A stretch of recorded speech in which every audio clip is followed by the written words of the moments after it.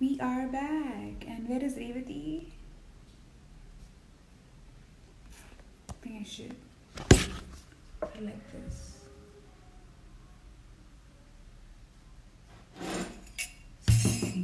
So creepy. Hi.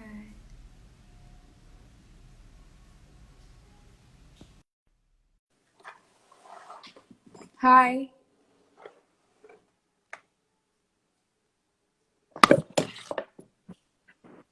Hey, 1 sec. Why is no one here? Oh my god. Can I do this? No, this is ulta. Oh wait, here. Hi guys. Thank you for Yes. What is the light doing?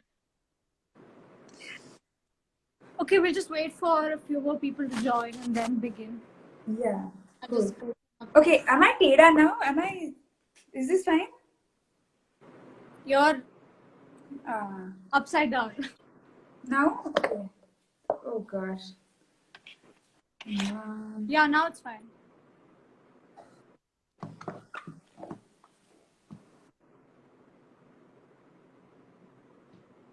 Okay.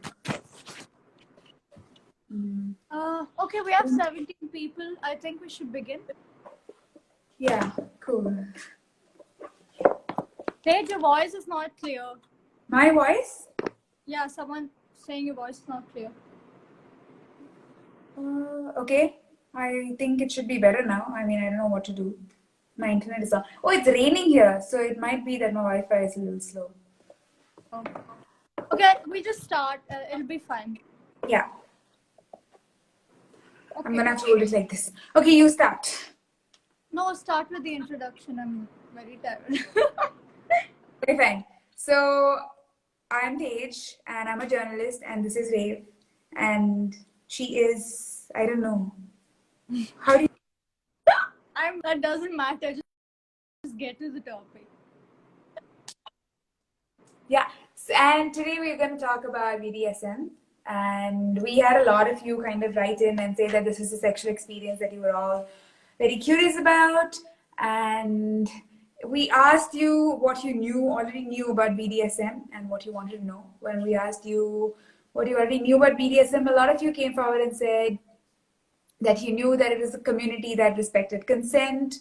You knew that it was, it's a carpet term. It's used for a wide, it actually means a wide variety of experiences and kind of like situations.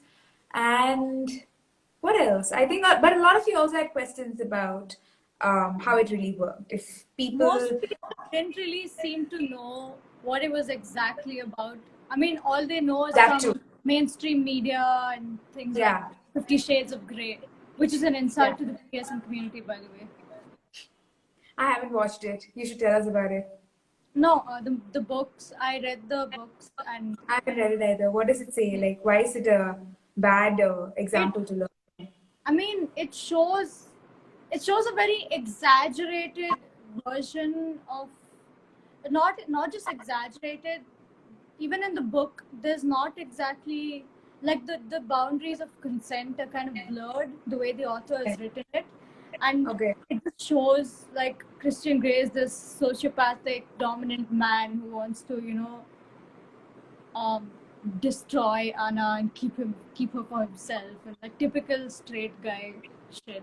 Like I think I don't know what. I think that sounds like more like toxic masculinity than BDSM. It's a very they have a very toxic relationship, but the way BDSM is portrayed is also quite inaccurate. Okay. But actually, BDSM is about. What? But actually, BDSM is about. Do you want to go on about that as well?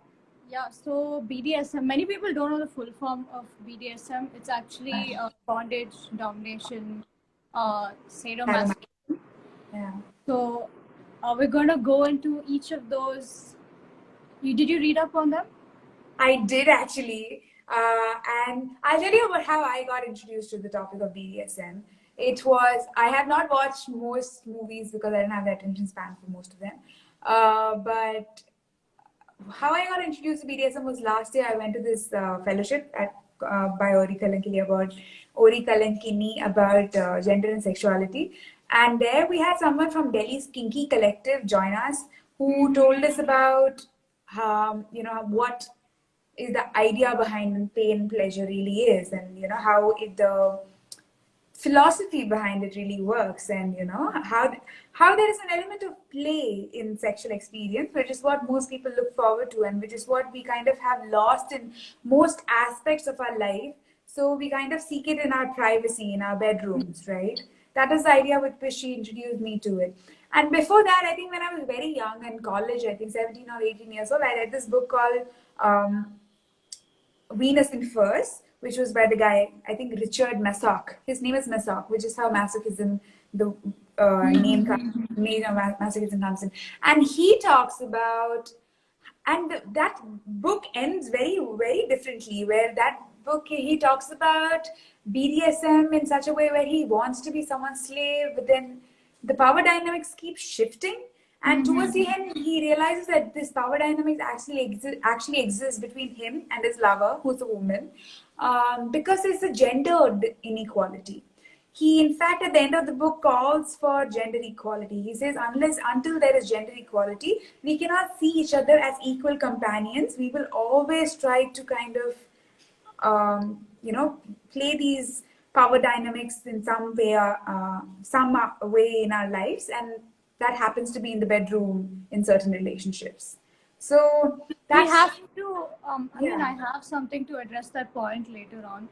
But so this is how I was introduced to BDSM, and of course, over the years, as I've come and spoken to people who are part of the community, and as I explore things myself too, I understood that ideally BDSM would mean a lot of consent. Ideally, BDSM would mean play. That's how role play and everything comes into the picture. And ideally, BDSM would mean a community that supports each other, and it's not a community that propagates abuse. It just brings in the idea of pain also as part of the human spectrum, and the idea of playing with the sensation of pain. So that's what I read about over all these years, and that's how I know about it. And so I first got introduced to BDSM by reading 50 Shades of Grey, which was the worst possible introduction I could get, because I was like, oh, is this what a sub-dom relationship is really like? I mean, I was kind of shocked and a bit, I mean, I was quite young also when I read it. I think I was in, I don't know, 10th grade or something. And I was still like learning about a lot of stuff. So but then I started reading on my own, and over a few years, I started, researching on it, talking to people from the community, talking to people who have experienced it, and I realized how 50 Shades of Grey, again, as I said, is a disgrace. And there's actually a lot more to the BDSM community than what people think it is. I mean, people just think it's like this forbidden, kinky thing that very dirty, sinful people do, or something like that. Did 50 Shades of Grey come from fan fiction for Twilight? Yeah, no, it wasn't Twilight. It was just general. It was a story. I think she started off writing or something. Yeah, it was a fan fiction board for Twilight, is what I have read.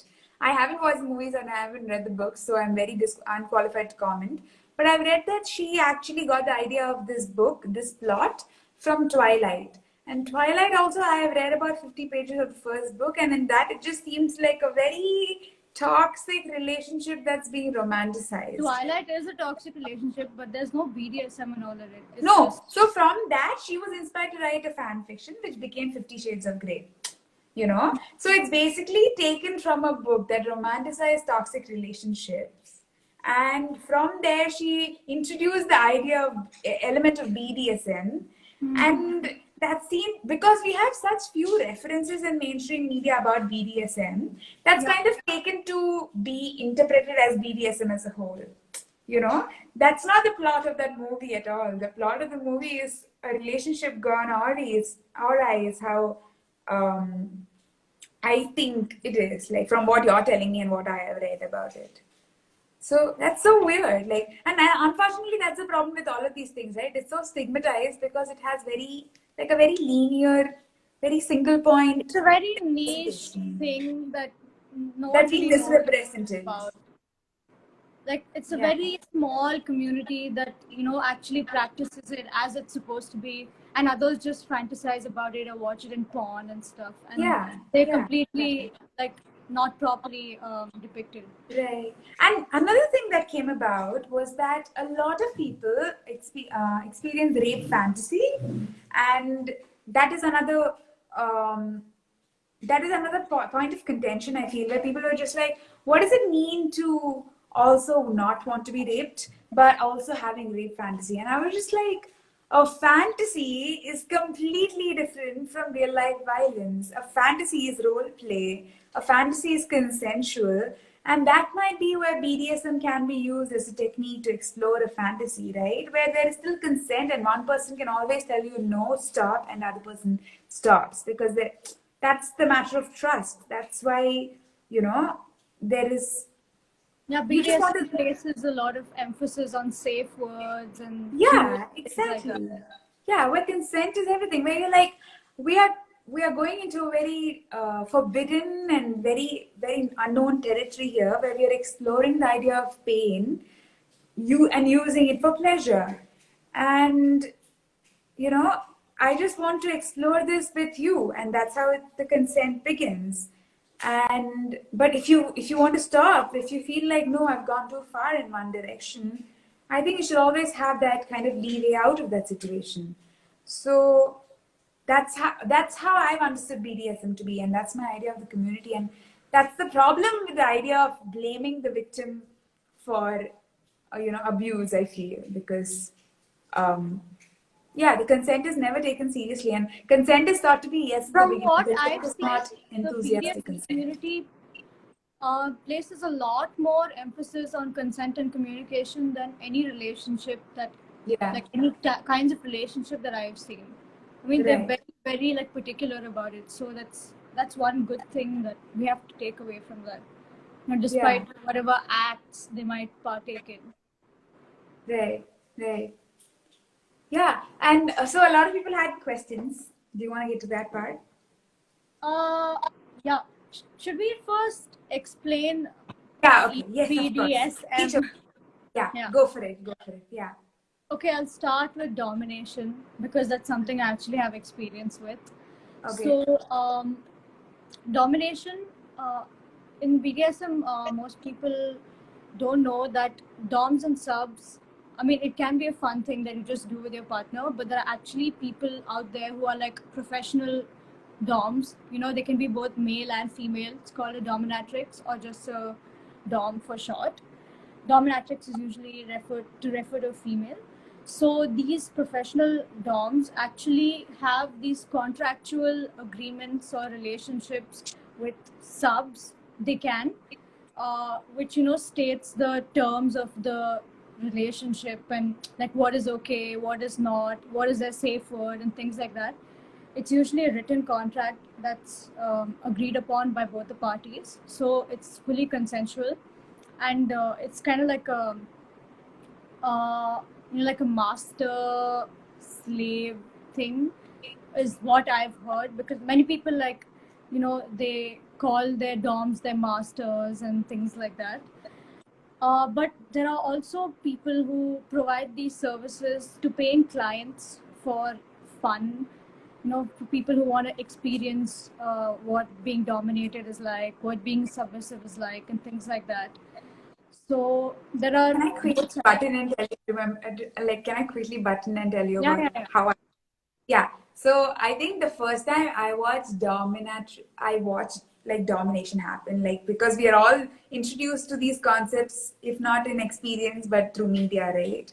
So the first time I saw it was in Desperate Housewives, like one episode of Desperate Housewives, where I think her name is Brie Larson, that character, and her husband basically wants to explore a sub-dom relationship contractually with someone who is a professional dom, like you pointed out. And I think So he dies in the middle of that. He dies in the middle of the domination, and that is the problem. But Like yeah, she kills him. no, she doesn't kill him. He has a heart attack in the middle of it. Oh, okay. So, yeah, it's a very funny situation, and that's how he's found. He's found like the dominatrix then has to call his wife and say, "Your husband died," and she's just like, "Who are you?" And what actually happened, and then they have to say like, "Oh yeah, we were in a sub-dom contract," and yeah. So that's his first time, and the second time was Rihanna's album. I don't where she introduced. S&M. Yeah. No, The album before that, it's a black and white album art. I can't remember the name. Yeah, I don't remember the album's name. Yeah, right before S&M, there was another album that talks about it, and S&M was also there in the next album. So Rihanna talks about it a lot in music, and then Beyonce had it, I think, in one of her songs, Partition's video. I'm not sure. Maybe. Yeah. It seemed like it to me, if my memory serves correctly. So those are other ways in which BDSM is actually represented on screen that people actually don't take note of, because they think role play is reality, and that's why people are always accusing porn of giving people the wrong ideas, right? And I think it's one of those situations. Yes, sorry, I cut you up. Go ahead. Where was I? Okay, yeah, so basically, in a dom-sub relationship, they engage in sexual acts where obviously the dom dominates and the sub is like submissive to them. And this is not a gender-specific thing. Anyone can be a dom, anyone can be a sub. So there's this common perception that women are always subs or men are always doms, but it's not like that. If you guys notice, even in our poster, like when she first sent me the poster, I quickly just jumped to the conclusion that the person kneeling down was a woman because it looked like a woman. But then, like she pointed out that there were no, gender-specific features on the character to indicate that it was a woman, and the dom wasn't a woman either, even though it could probably be mistaken for one. So we wanted to put that into our poster to tell you guys that it's not a gender specific relationship. It's it can be between anyone, and these are not. I don't know about the power dynamics part which you mentioned earlier. You said about that book.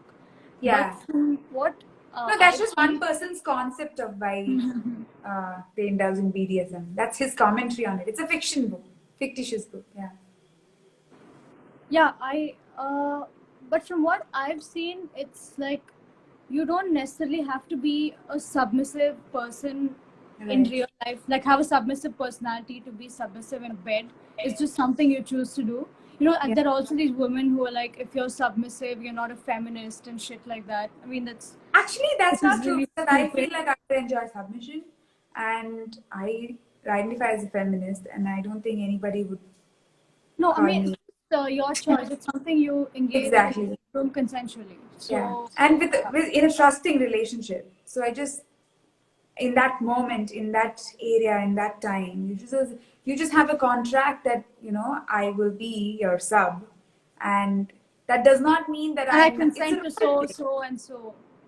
Yeah. So at any point I can say no, I want to stop being sub because now I feel like I'm almost being abused, right? So yeah, go ahead. Yeah, so they often use many toys and tools like whips and those sticklers, ropes, and the paddle thing, and anal beads, and the ball mouth gag, and like all kinds of contraptions. Even I don't know many of them, despite me reading a lot about it. Like each time I discover something new, I'm like, whoa, okay. So do you want to talk about some of them or how it feels to use? Like what are your favorites?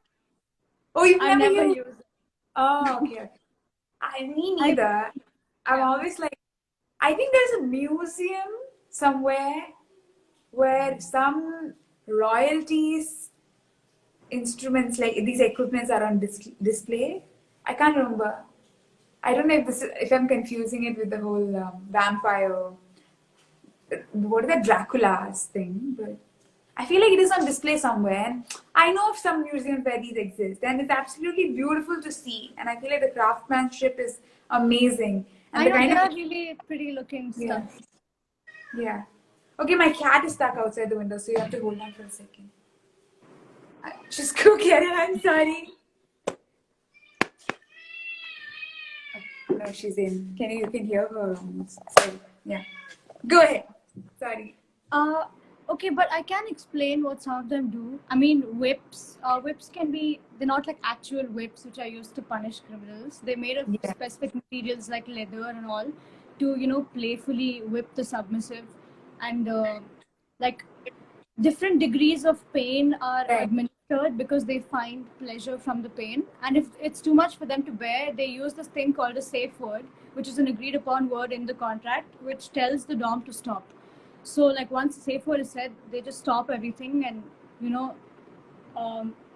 like take care of them or whatever. Yeah. So yeah, in the movies they don't really show that part because consent is not cool. Yeah. But yeah, so that's the whip. And that's then why it's a toxic relationship. and then there are these ball gags. So it's like this ball put in the person's mouth and a belt strap kind of thing which is tied. So it just shuts Did you their notice mouth. I used that in the poster? Could you see it? Yes, Yeah. I think I did. I Yeah. wasn't sure. Yeah. It's not very clear. It's a very blurred part. But the woman with the red hair that is superimposed on the other one, the sub, actually is wearing a ball gag. So yeah, that's one of the ways which is used to gag the sub. They can just use ties or ropes or anything to gag them. And then there are paddles which are used to spank, which is pretty obvious.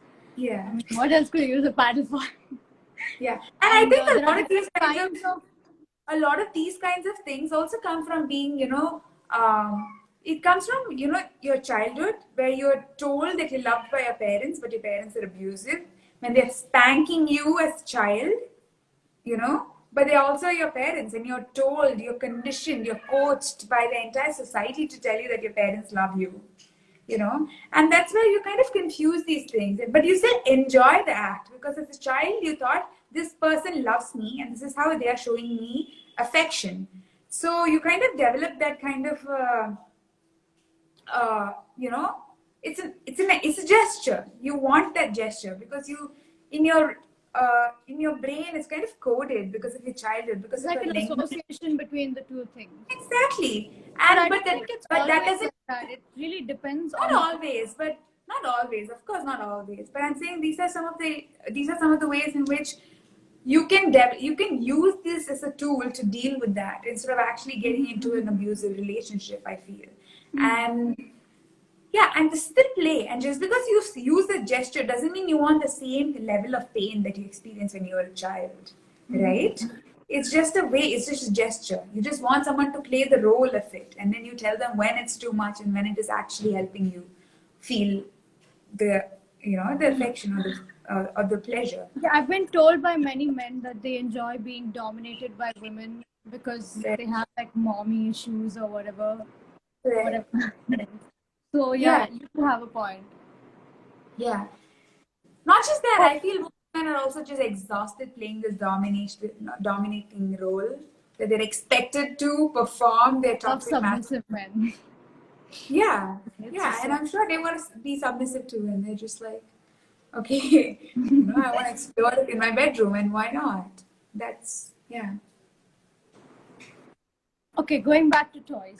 So Yes, these sorry. things called nipple clamps, which are like these metal clamps that are placed on the nipples. So they're kind of painful, but they also they make them very sensitive and like, they give this pleasurable sensation while you're having sex. And there are butt plugs and vibrators, those are just regular stuff. And there are different By kinds the of way, nipple piercings are supposed to help you enhance pleasure. Nipple piercings, like people actually get their nipples pierced because it's supposed to enhance pleasure because it's a very sensitive nerve there.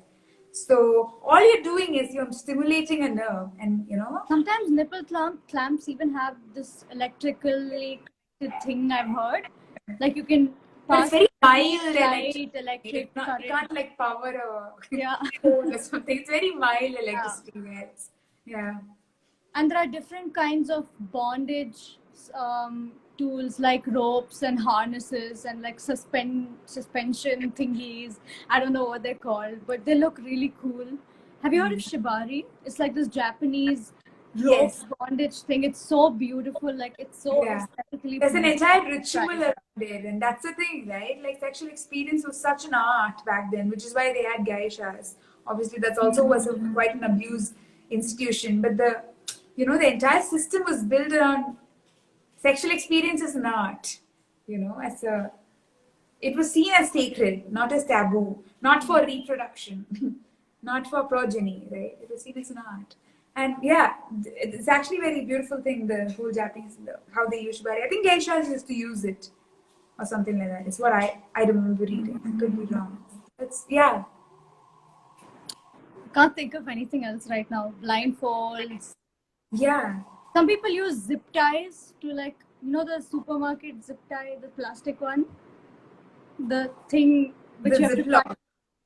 Yes, asphyxiation. They use Right. that to tie their limbs together.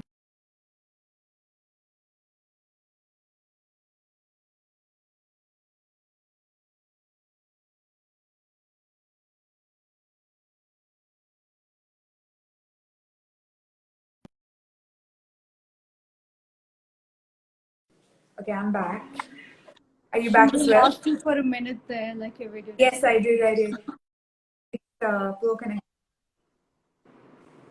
Yeah, so a lot of I toys. still can't hear you. Can you hear me now? Yeah, Yeah, so basically much a lot better. of Yes, toys go and ahead. kinky stuff are used in these relationships to, for the pain and pleasure. And it's all communicated and consensual. That's about domination. Yeah. Yeah. And next is sadomasochism. Do you want to talk about that? Sadomasochism. Sadomasochism. You What did you read about it? What I read about sadomasochism and what I know in my own adventure in my head and all of that. Sadomasochism is all about kind of wanting to be at someone's service and enjoying that. I think it's a very extreme form of acts of service. And okay, I'm gonna turn off commenting for a bit because it's distracting. I think it's a very extreme form of act of service. You're just like, okay, I'll do as you please and just please be mine, kinds, or please just allow me to be a slave. And the thing with that is, it's consensual. At any point, you can stop. You're not actually that person's slave, right? And yeah, people just think sadomasochism is doing that all the time. It's not doing that all the time. You do it within a stipulated period of time in a certain manner, consensually.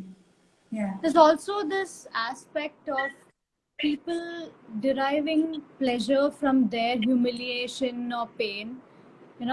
Like Right. some people, Right. it turns them on when they're treated like shit, or when they're like treated like slaves, or pissed off. But in a predetermined way. In a predetermined way. Yeah. Or Yeah. like some people even just like they go with the flow. They go to mistresses and all who are dominatrixes who engage in masochistic acts. Like it's Yeah. this I don't know, I feel like there's also a psychological aspect involved in it, where for some people they feel the need to get out their how do I say this, their complexes or whatever by letting themselves be treated like that. Like they want I to. think it's a healthy coping mechanism to develop instead of actually getting in an abusive relationship. Yeah. Like just play around it and have consent around it. And when someone tells you, no, this is it, I actually feel humiliated as a human being and this is not how I would like to be. I feel like it's bordering abuse. That's where it stops. Not that's where, but wherever the person is like, it's an active way of calling out your boundaries, I feel. It's a healthy way of calling out your boundaries. Yeah, like some people like being stepped on and, like kicked with their shoes and dragged around on a collar and a leash and things like that. Yeah. Like it's like for many people who don't understand it, it'll be like, why do they want to degrade themselves? Are they mentally ill and things like that? There's a lot of misconception and this kind of stigma around it. Yeah, it's a taboo. There's a taboo around it. So that's like we need to kind of erase all that and show them what a vibrant community it is, if I can use that word. I mean, I think they're as valid as anyone else. Do you think? I actually think it's a valid form of decolonization. Like kind of strengthening the whole BDSM community is a good way to decolonize from what we've been told. We've been told that sex is disgusting, and that's the kind of idea that is perpetuated about sex, and that might be a very Victorian way of seeing sex because they're a bit of cold, prudish people, if I might generalize.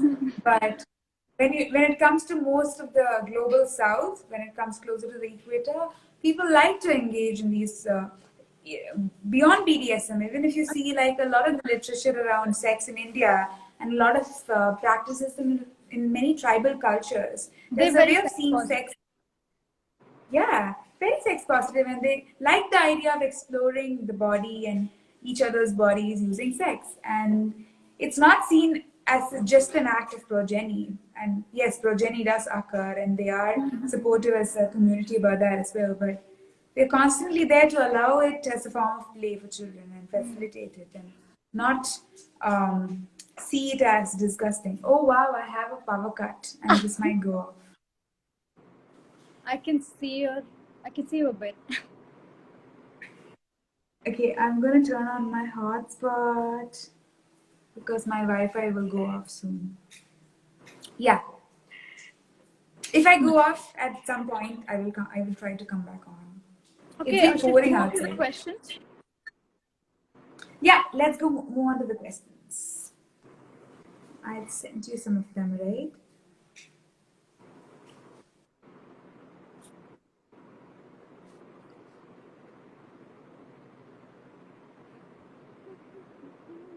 Let's see who all are watching. Yes. Oh yeah, I turned off commenting, turning it on. Yes. So I think one person has sent in a question that's quite weird.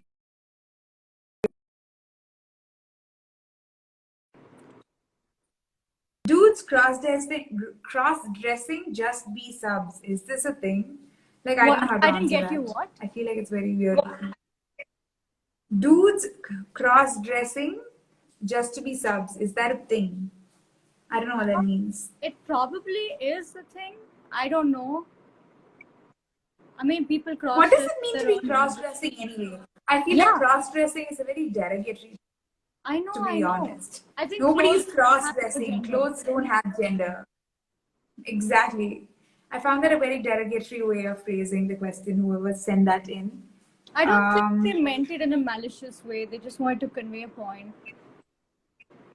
I guess maybe I will give them that benefit of doubt. The next one is, do girls really enjoy that kind of pain? Women are treated awfully. Women give birth. So that's a lot of pain that many men can, I think. And we go through menstrual fucking cramps every month. So yeah, women are born out of pain. So I don't really know what that means. Do girls really enjoy that kind of thing? I don't think you know what you're talking about, to be honest. Do you know there are some people who consider or want the BDSM community to be part of the LGBTQ? What do you think of that? Yeah, I think it is. Like, I think consent allows you to develop your idea about your sexuality. And once you understand sexuality and how it really works, that's when you kind of understand that you can be attracted beyond gender, beyond certain things. And there is a lot more play to the purpose of sex than just progeny. So I definitely, just let me know how you can make in a country like India wherever LGBTQ. That isn't pertaining to this. Yeah, that's not it. Yeah, I think that's a very different topic, and we'll probably get to it because it is June and it is Pride Month. So I think maybe we can talk about it in Washington. Is it? Wait, it's not June yet. It's like 2 days for June. Oh, okay. Yeah. Oh, Cross-dressing isn't always sub-oriented. It's not. Like, cross-dressing is actually, it's not got a gender. Just like we said, there is no gender in who's a sub and who's a dom. I don't really So like the term cross-dressing. I never really liked it much. it is. Yeah, it is. It's extremely derogatory because why you're not going to tell me I should dress according to my gender? I thought we were already challenging that. I didn't realize we need to revisit it. So yeah, I don't know. That question wasn't very well phrased, and it wasn't about sub-dom So I relationships at have a all. comment here that people Yeah. misunderstand being submissive as being weak. So addressing, because she's online, I'm addressing that question. She wasn't there. Yes. Being submissive isn't necessarily, doesn't reflect your personality in real life, like in other situations. It's just something you choose to do on your own accord, out of your own accord, in bed, consensually. So it's a misconception by people as usual, because people are dicks. But yeah. What do you want to talk about aftercare? That's something somebody else Yes. talked Oh, asked yes. about. Someone here also said, I don't know much about BDSM, but I do know that they prioritize aftercare, which is very true. Yeah. In the BDSM community, it's despite whatever acts they engage in, whether they're derogatory or sadistic or humiliating or whatever. After that, they really take care of their partners by like physically, mentally, and mentally. Like after they're done with their session, they could probably or they like enjoy these baths together or massage each other or engage in just like these physically intimate things that are not sexual, like maybe care for her wounds, care for their wounds by like putting creams or ointments on it and offering them food and stuff like that, even if they're just clients, whether even if they're not partners, they're really they're taken care of really well after the thing is done. Yeah. We never stop being human. It's like not that's just something that wham should be bam, literally- thank you, Sam. We never stop. Yeah. Yeah. Yeah. That's something I think most people aftercare should be doing, regardless of what kind of sexual relationship they have. Like exactly. Stop being human. Like after you bang someone, I take care think, and I think that's courtesy. Huh? Sorry. What did you say? Sorry, what were you saying? I think I talked. I said I think everyone should follow that, regardless of what kind of sexual relationship they have with their partners. It's basic courtesy to take care of someone, at least to some extent, after you've finished. Like not just get up and walk out. Yeah. Right. Yeah. Yeah, so I think that's what I know about BDSM. You didn't get anything else? Oh, there's one other representation. No, nothing more than this. But there's one other representation that I saw on mainstream media, which is asphyxiation, where I think it was House of Cards season 2, I somewhere in between, where there is a man called Feng, and he is someone who enjoys asphyxiation during sex. They put a plastic bag on his head where I think someone is sucking off or something like that.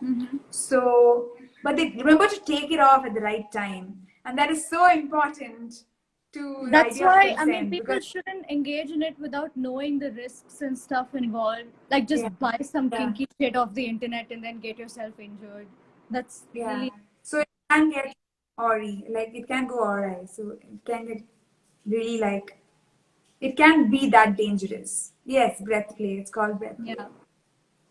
Recently I saw this news somewhere, I don't remember, about this man in India. He got a ring, I think it was a cock ring, stuck. He got stuck on his dick and he had to be rushed to the hospital to get it removed. And they had to like heat the metal and remove it off because they couldn't grease my God. And they kept spraying him with water. It was so terrible. I know, but I was laughing my ass off. I was like, the world is dying. Do you need? Oh my God. Oh, that happened during the pandemic. Yes, now recently. No. That is hilarious. Yeah. I don't know what to say. I don't think cross-dressing is completely derogatory as it is just gender swap. And probably the term originated at the time of Shakespeare era. Cross-dressing is totally derogatory a term because I mean, at least to me it is. I can't speak for every human being, but I find it derogatory because what does it mean to cross-dress? What is gender in clothing? There is no gender in clothing, and I think growing up I had to definitely. I mean, there can be a lot of slut shaming also around if you think gender is clothing is gendered because you just tell shorts and going shirtless are for boys and then but covering yourself up in a certain way is for girls. I don't really buy that. So what does it mean to be cross-dressing? What are these clothes that are only for men and only for women? And what about trans people, non-binary people? So cross-dressing is a completely derogatory term in my opinion. We didn't have as many audience for this live as we had for the other one. It's quite disappointing. I'm disappointed in all of you. I know you'll see this. Nobody. Oh, I don't know. I think it might be the Chinese like the day. I think that was the more close. Yeah. We have talked about. Yes, we talked about safe words. But I'll be putting this up on my feed on my IGTV, so maybe you can check it out there. Yeah. Okay, safe actions we didn't address. So there's this thread I read the other day that consent is not always verbal. Non-verbal consent is definitely valid, which is something I think that applies here also.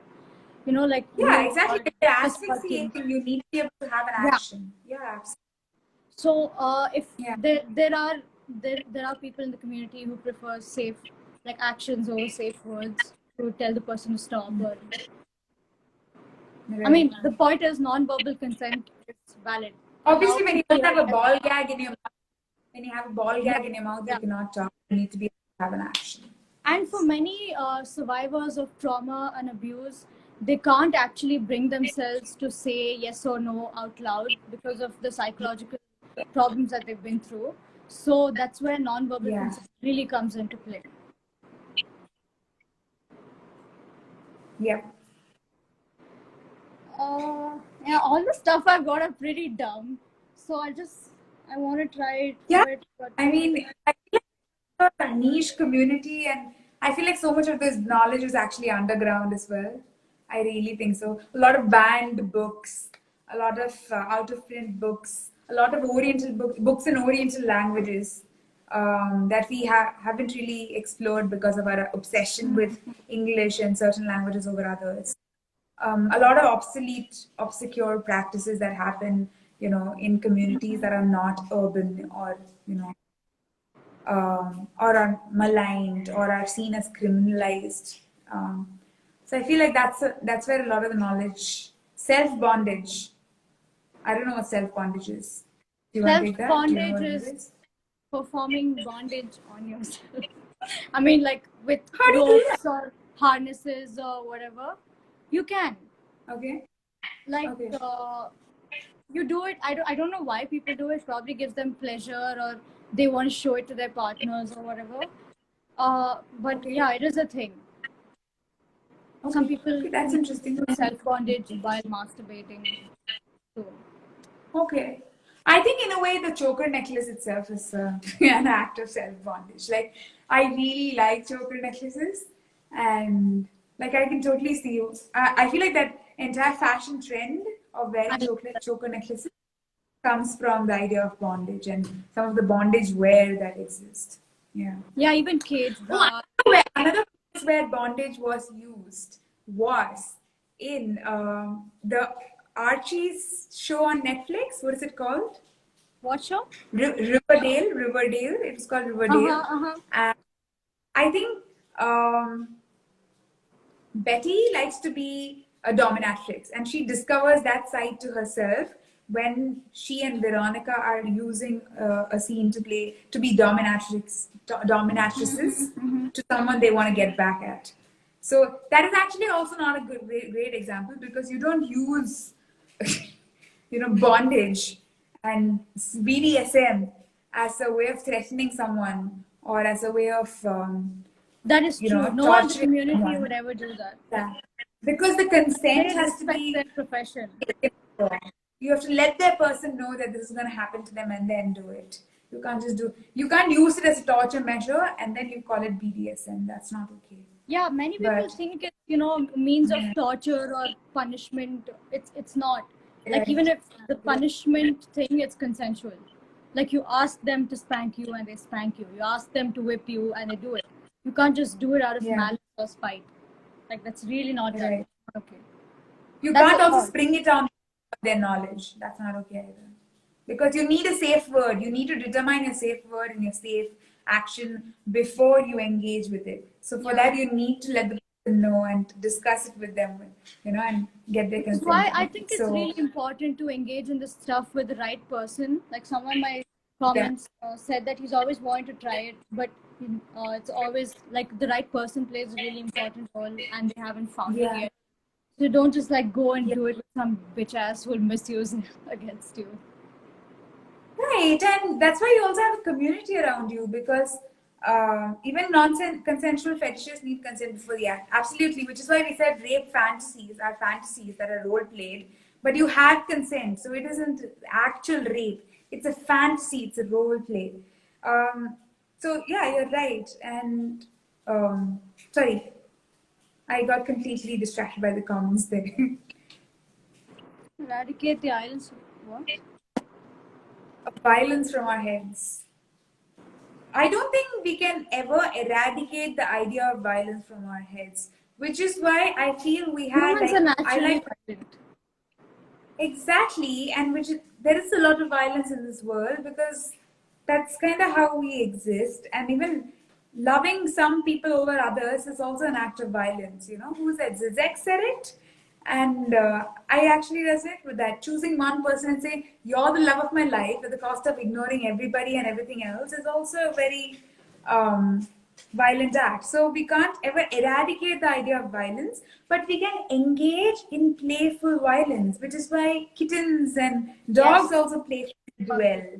And we have martial art forms where we have, you know, duels, and we have karate tournaments and everything because we want to explore that side of ourselves. And we need to do it in a contained fashion where you're not actually harming someone beyond what they think their boundary is, right? Pain threshold. So yeah. That's one more thing. People like who don't know about BDSM thinks that violence is sexy. So they either like they engage in it without asking, or they think that the community is glorifying violence towards partners, both of which are untrue. Yeah. Yeah, absolutely. Pleasure of all parties involved. And it is like boxing, like how people like to go kickboxing. Why do we need, like, we need to let the frustration I've always out. Like, wanted to how do many times have we not punched into a pillow and actually felt much better? Right? Yeah, yeah. I think we answered most of the questions and I don't know what that means. Yeah. Were we talking about something before the comments distracted us? I think somebody asked what is sadomasochism. Sadomasochism is like a consensual, contractual role play of slavery and domination. Oh no, yeah, we were talking about self-bondage, correct. Yeah. Yeah. Yeah. We finished that. Yeah. I think we're done. Wow, Yes. that was quite quick. That was not quick. That was a whole hour of talking about BDSM. It was? And oh yeah, it's 8:24. Yes. It was a whole hour of talking about BDSM, and I think we're just scratching the surface. I feel like there is so much more that we need to talk about in the context of BDSM when we talk about power. That's why the Venus and Furs reference makes a lot of sense to me because it talks about our need to express violence playfully so that we don't engage in it willfully, right? You can have an entire episode. It's true. Like, we are not actual, like, we're not professionals at BDSM. We're just people who would like to explore the topic about it. And yeah, whatever we know from what we've learned and researched. Yeah, exactly. Just clearing the misconceptions around it. Yeah. At least I don't want to talk anymore. Sorry, I'm back. Yeah. Are we done yet? Cool. Yeah, I think we're done. Okay, awesome. Because I hate sitting in this dark. It's so weird. So, yeah, but I don't want to be on video. I'll go watch the rain at my window. So I'm going to do that. Yeah, all right. So Thank we you for will- coming. We're going to be uploading this on IGTV so you can rewatch it if you missed it.